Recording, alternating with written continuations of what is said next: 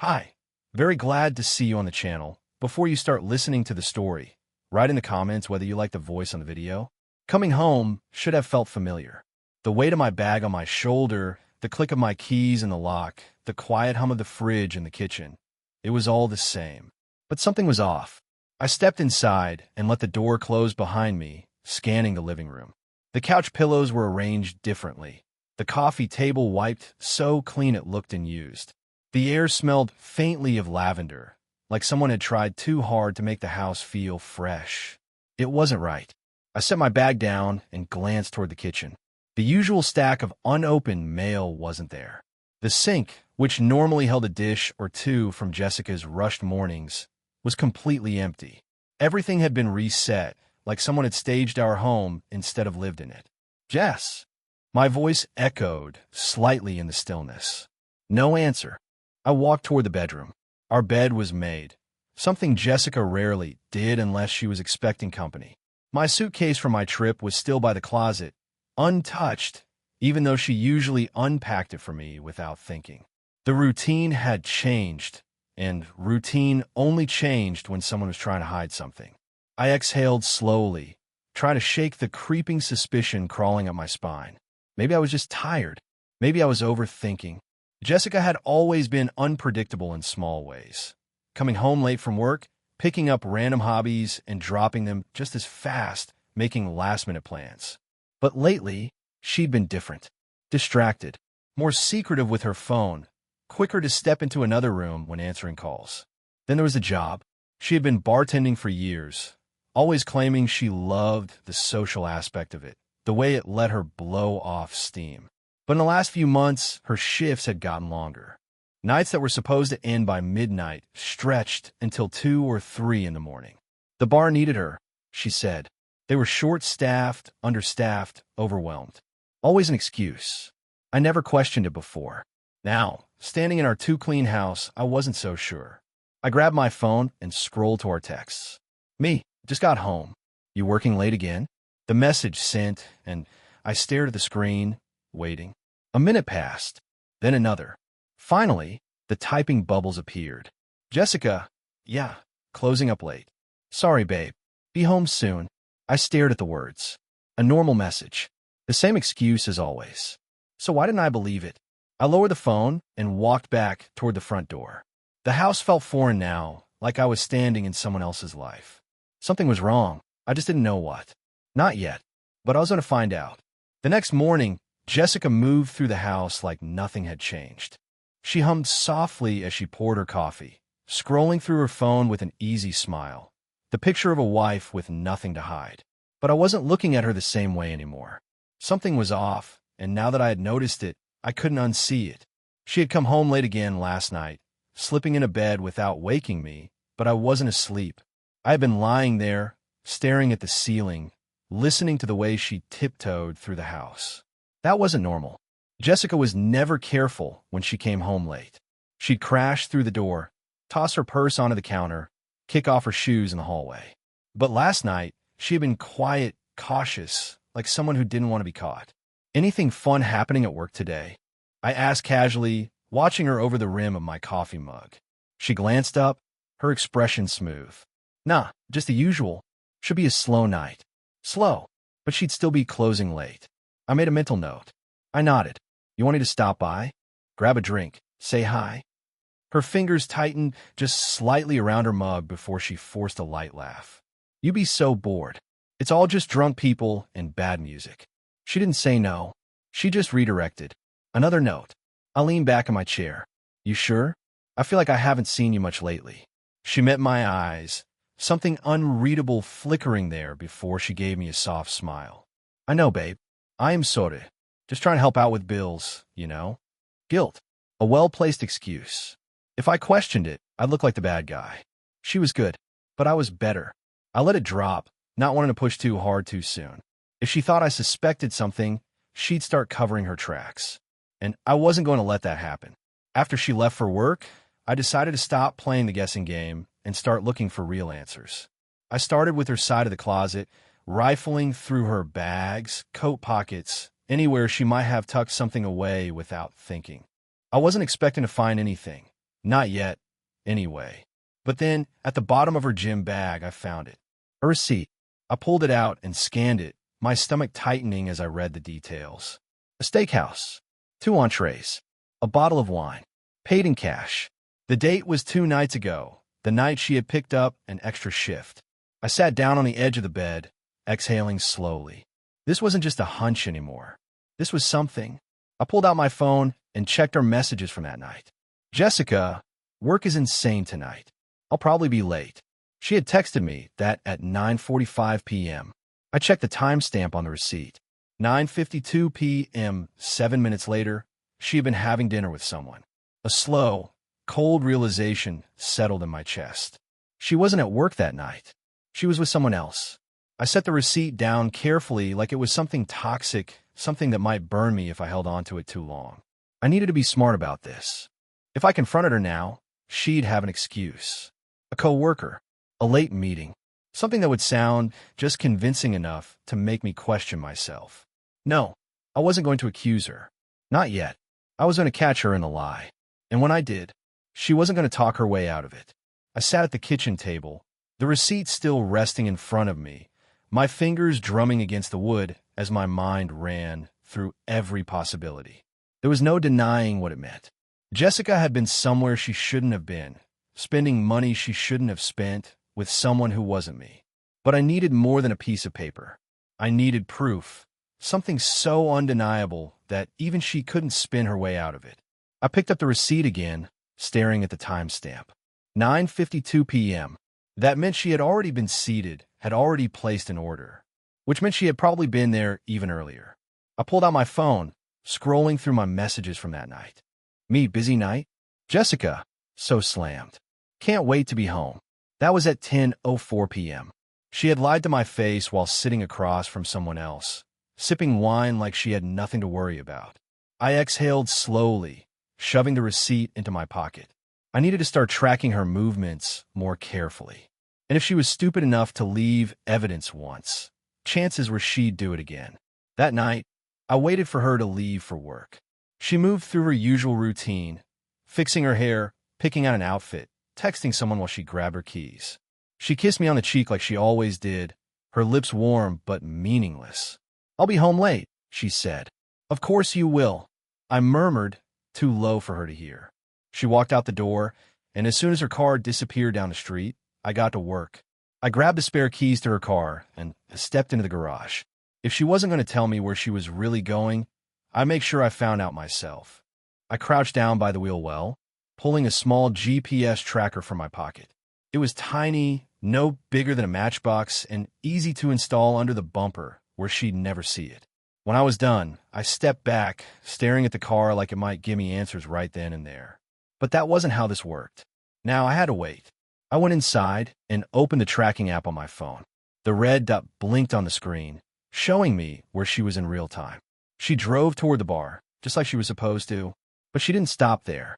I watched as the drifted right past her workplace, continuing down the road, heading toward the other side of town. I clenched my jaw. She wasn't even trying to be careful.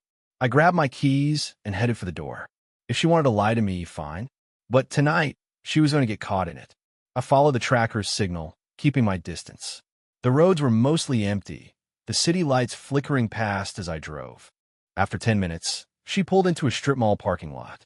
I slowed, watching from a distance as she got out of the car, smoothed down her clothes, and walked toward the entrance of a dimly lit steakhouse. I parked farther down, close enough to see but not be seen. My pulse thudded as I watched her step inside like she had nothing to hide. 5 minutes passed, then 10. I gritted my teeth. Then the door opened again, and I saw him. A tall, broad-shouldered guy wearing a black jacket, walking out with her. They stood outside, talking, laughing at something. I snapped a picture from where I sat, my hands steady. He reached for the door, holding it open for her, and she smiled. The same smile she used to give me. My grip tightened on the steering wheel. I had enough. I didn't need to go inside. I didn't need to hear the excuses she'd come up with later. The evidence was right in front of me, plain as day. But I wasn't confronting her yet. No, I was going to let her keep digging her grave. And when she finally fell in, I'd be there to bury her. I drove home gripping the steering wheel so hard my knuckles turned white. The sight of Jessica standing there, laughing with that guy like she didn't have a husband waiting for her, burned into my mind. Every instinct screamed at me to get out of the car, walk right up to them, and watch the color drain from her face when she realized she was caught. But I didn't. That would be too easy, too quick. And she didn't deserve quick. She deserved to feel the walls close in around her. I pulled into the driveway, shut off the engine, and sat there for a moment. The house looked different now, cold, unfamiliar. A place that used to feel like home, but was now just another lie. I exhaled slowly, trying to steady myself.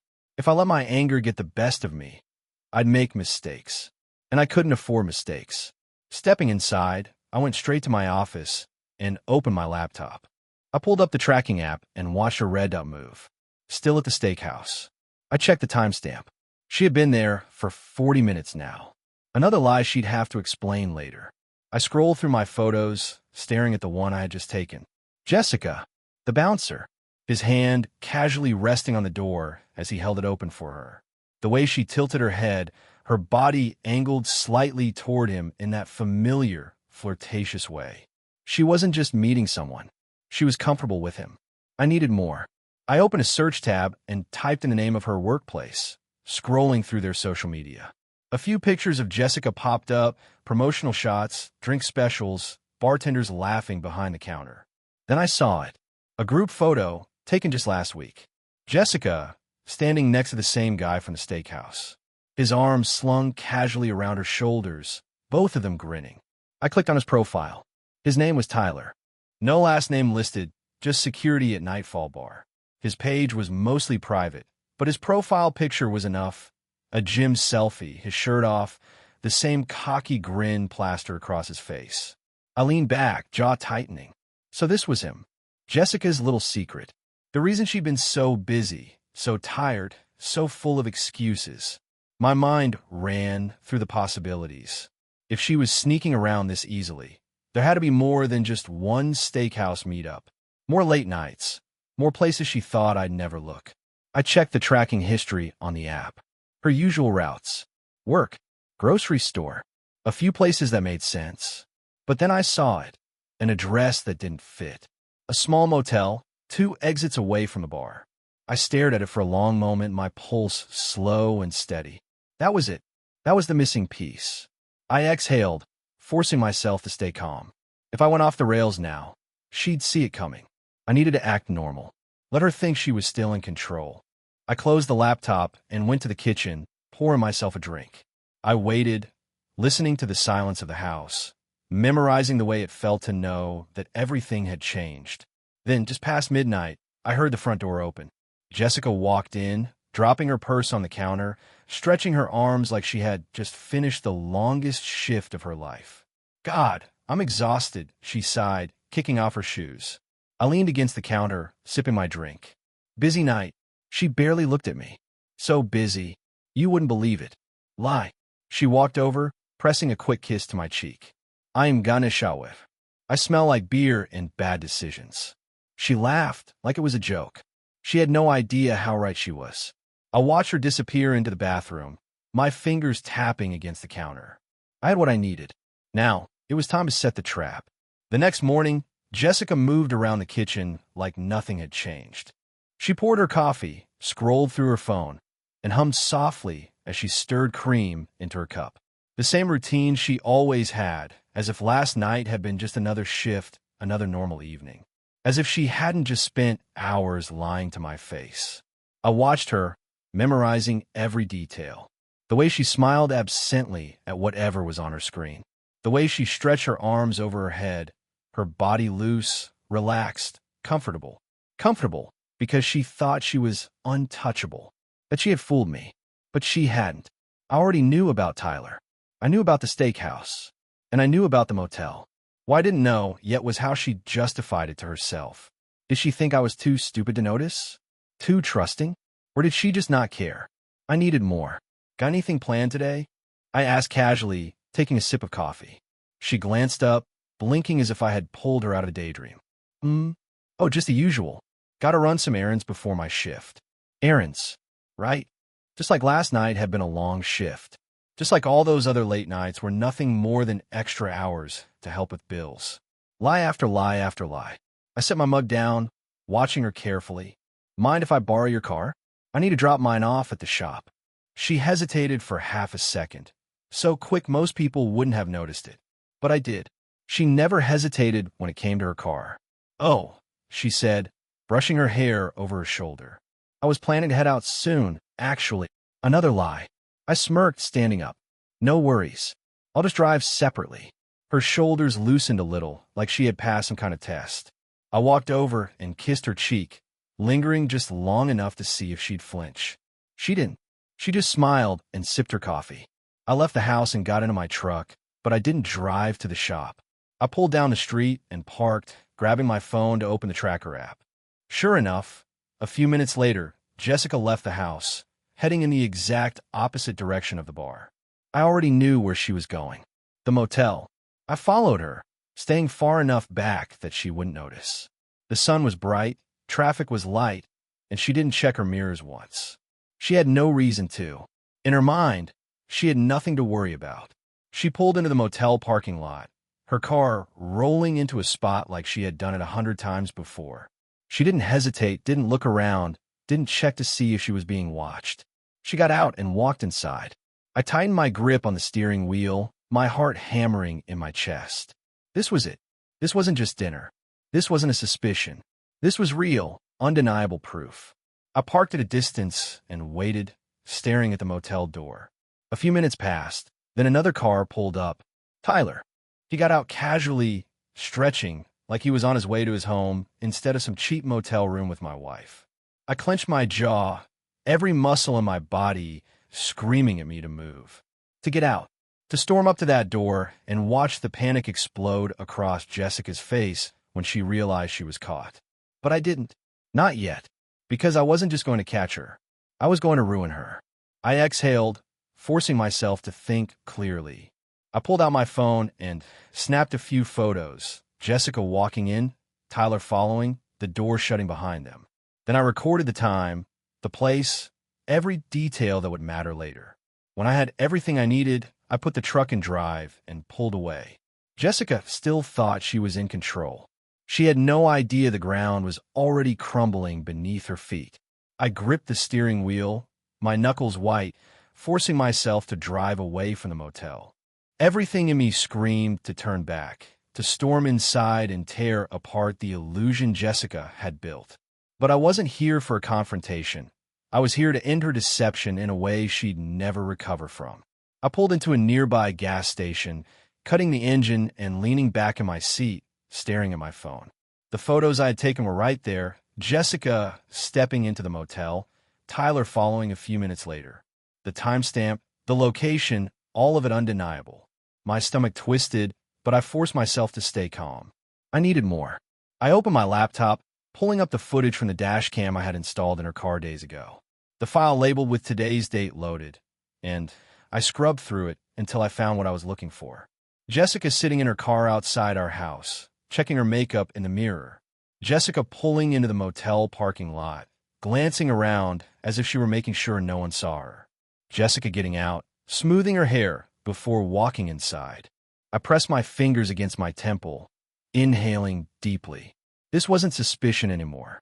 This was cold, hard evidence. I clicked out the file and opened my messages. Me, it's time. A few seconds later, a response popped up. Reality TV producer. You sure? Once we start, there's no turning back. I exhaled slowly. Me, do it. I had spent the last week setting this up. A friend of mine from college worked in TV, producing reality-style gotcha shows, loyalty tests, hidden camera confrontations, the kind of thing that went viral overnight. When I had reached out to him, he had been hesitant at first, but when I laid out the situation, he agreed. Jessica wanted attention? Fine. I'd give her all the attention she could handle. I had pitched it as a fun relationship challenge, a fake segment for a show about couples testing how well they knew each other. Jessica, eager to be on TV, had agreed in seconds. She thought it was just harmless fun, a way to get a little fame, maybe some money. She had no idea what was really waiting for her. I looked at the time. 2 more days. 2 more days of playing dumb. That night, when Jessica came home, she was glowing, like a woman with a secret. She set her purse down and stretched, letting out a soft sigh. Long shift, I asked from the couch, my voice even. She didn't flinch. Yeah, exhausting. Lie. I smiled to myself. Hey, you remember that reality show I told you about? Her eyes lit up. Yeah. Did they get back to you? I nodded. They want us on the next episode. She gasped, her face breaking into pure excitement. No way. Oh my God, this is huge. I chuckled. They're flying us out tomorrow for filming. They said the challenge is a surprise, but it's supposed to test how well couples really know each other. She clapped her hands together. This is perfect. I smirked. Yeah, it really is. She had no idea. I leaned back, watching her, letting her bask in the excitement. She thought she was about to be famous. She had no idea she was about to be exposed. Jessica spent the entire next day buzzing with excitement. She packed 3 different outfits, obsessing over what would look best on camera, and kept checking her phone, scrolling through reality TV social media pages, imagining how this show might launch her into some kind of influencer career. She was already picturing herself as the next big thing, soaking in the attention before the cameras even started rolling. I played along perfectly. I smiled when she asked if I was nervous, laughed when she joked about us becoming the favorite couple on the show. But inside, I was waiting. The hours ticked down slowly, each one bringing us closer to the moment when everything would shatter. The studio arranged for a car to pick us up, and as we sat in the back seat, Jessica kept fixing her hair in the mirror, flashing me excited grins. This is going to be so fun, she said, squeezing my hand. And it's such a cool opportunity for us, you know? Like a fresh start. I squeezed her hand back, nodding. Yeah, a fresh start. She had no idea just how fresh her start was about to be. When we arrived at the studio, everything was set up. The crew greeted us, all smiles, handing us microphones and guiding us toward the stage. Jessica was glowing under the attention, eating it up like she had been born for this. She barely even noticed that I was quiet, focused. Then the host stepped out, all energy and charisma, the cameras rolling as the audience clapped. Welcome to Loyalty Test, he announced, where we find out just how much our couples really trust each other. Jessica laughed, elbowing me playfully. I smiled, but my pulse stayed steady. This wasn't a game for me. This was war. The host turned to us. Chris and Jessica, you've been together for 6 years, married for 4, right? Jessica nodded, beaming. Yeah. The host grinned. Well, today's challenge is all about truth. We're going to test your knowledge of each other and see just how honest you've been in your relationship. Jessica laughed again, still oblivious. I didn't laugh. The first few questions were harmless. Favorite foods, pet peeves, little relationship quirks. Jessica answered with confidence, giggling when she got one wrong. She was completely at ease. Then the lights dimmed slightly. The host's grin turned sharper. All right, Jessica, he said, turning to her. Time for the real test. She tilted her head, still smiling. But now there was a flicker of curiosity. Okay, we've got a special surprise for you, the host continued. We want to see just how loyal you've really been. Jessica laughed nervously. Oh, the screen behind us flickered to life. I didn't turn to look. I already knew what was playing. But I watched Jessica. I watched the exact second her entire world collapsed. On the screen, security footage rolled. Jessica's car pulling into the motel parking lot. Jessica stepping out, glancing around like she was checking for witnesses. Jessica walking inside, completely at ease. Then, another cut, Tyler arriving, stepping out of his car with that casual arrogance, walking inside a few minutes later. Jessica's body went stiff. Her face drained of color so fast I thought she might pass out. The audience gasped. The host turned to her, eyebrows raised. Jessica, anything you'd like to explain? She blinked, her lips parting like she wanted to say something, but nothing came out. Silence stretched. Then I reached into my pocket, pulled out the neatly stacked divorce papers, and set them on the table between us. More gasps from the audience. Jessica's mouth finally worked, but all that came out was a strangled, Chris. I stood up, adjusting my mic pack. You wanted to be on TV, Jess, I said, my voice calm. Congratulations. You got your wish. She stared at me, wide-eyed, her hands trembling as she reached for me. Wait, please, this isn't. I stepped back before she could touch me. The host, ever the professional, turned to the camera with a big, practiced grin. Well, folks, looks like we got our answer. Jessica, you are not loyal. The audience erupted into cheers, a mix of shock and excitement. Some were laughing, some were shouting. But Jessica barely heard them. She was still frozen, staring at the screen, as if she could somehow make it all go away if she just looked hard enough. I turned and walked off stage without another word. She had lied. She had cheated. She had thought she was in control. But now, she had nothing. I walked off that stage and didn't look back. Behind me, the crowd roared with a mix of laughter and gasps. But Jessica's stunned silence was the only sound that mattered. For once, she had nothing to say. No excuses.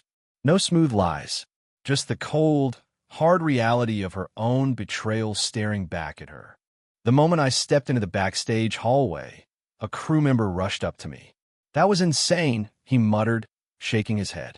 You really blindsided her. I shrugged, adjusting my jacket. She deserved worse. He exhaled sharply, nodding. Well, you're free to go whenever. We'll handle the paperwork. I didn't need to be told twice. I kept walking, my heart steady, my mind already moving past the moment. This wasn't just revenge. This was closure. By the time I stepped outside, the cool air hit my face like a reset button. I inhaled deeply, feeling lighter than I had in months. Jessica had spent all that time thinking she was playing a game, thinking she was untouchable. But now, she wasn't just caught. She was publicly caught. And the best part? This wasn't over yet. I pulled out my phone and scrolled through the notifications. My inbox was already filling up. Messages from friends, from acquaintances, even from complete strangers who had watched the live recording and wanted to offer their support, or, more often, their entertainment. One message stood out. Reality TV producer, going viral. Your episode is trending. You did it, man. I smirked. Of course it was. Jessica had always wanted attention. Now she had it, just not the kind she had been hoping for. I made my way to the waiting car the studio had arranged for us. Of course, Jessica wouldn't be riding back with me.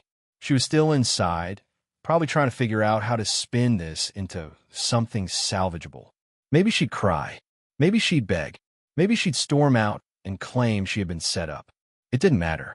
The footage was out there. The truth was out there. I climbed into the back seat and leaned my head against the window, watching as the city blurred past. I wasn't angry anymore. The rage that had burned through me for weeks, the sleepless nights, the constant doubts, they were all gone. I had given her every opportunity to be honest, to come clean, to show even the slightest bit of remorse before I had to dig for the truth myself. But she hadn't. She had kept lying, right up until the moment the world saw her for what she really was. My phone buzzed again. A new message from an unknown number. Jessica, Chris, please, call me. We need to talk. I stared at the screen, debating whether I even wanted to respond. Then another message came through. Jessica, we didn't have to do this.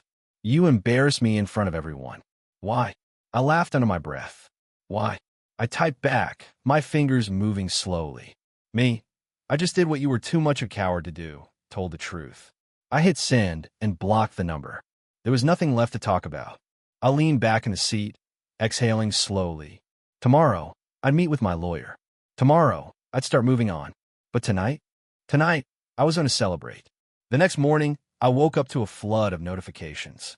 My phone buzzed nonstop. Messages, missed calls, social media mentions. I sat up, rubbing my face before glancing at the screen. As expected, Jessica's betrayal had gone viral. Every major entertainment page was sharing clips from the show. Headlines screamed her name. Loyalty test shocks audience. Wife caught cheating on national TV. Woman humiliated after husband exposes affair in front of millions. The ultimate betrayal. Cheating wife learns the hard way. I scrolled through the comments, half expecting sympathy for her, but there was none. If anything, people were ruthless. She deserved every second of that. Imagine throwing away a marriage for some bouncer. That man walked away like a king. I smirked. The internet had spoken. A call from my lawyer interrupted the moment. "Morning, Chris," he said. "I'm guessing you've seen the headlines." I chuckled. "Hard to miss." "Well, this actually works in your favor," he continued. "With the prenuptial agreement and public proof of infidelity, she doesn't have much room to fight for anything. We're filing today. She gets nothing." I leaned back against the headboard, exhaling slowly. It was really happening. "Perfect. Oh, and one more thing," he added.